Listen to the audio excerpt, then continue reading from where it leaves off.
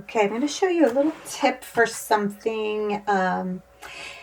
When you have a project like this that you're going to work with until you run out of yarn, you need to know how much yarn you need for the last couple of rows. So in this particular case, you're going to want the last 2 rows. One of them is going to be an open work row.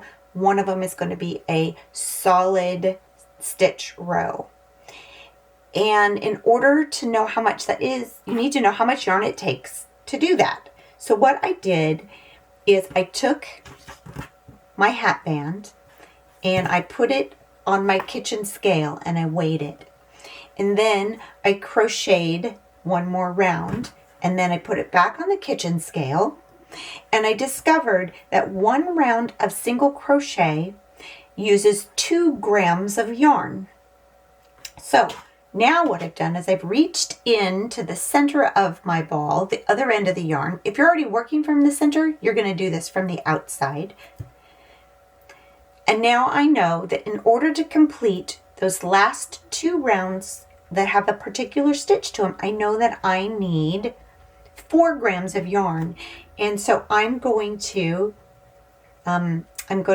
get 4 grams of yarn and I will weigh it on my scale to make sure that it is at least 4 grams, maybe even a little bit more.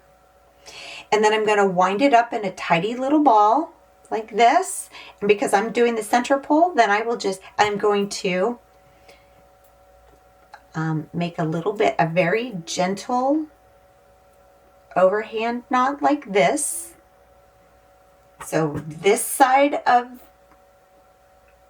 my little overhand knot here, the ball of yarn here, overhand knot. This is the yarn that I need for the rest of the project. Then I can put this into a nice tidy ball and I can stuff it back into the center of my cake. Now I can work on my hat until I reach that little overhand knot, and then I'll know I have just the right amount of yarn to finish this project. This works with your knitting as well.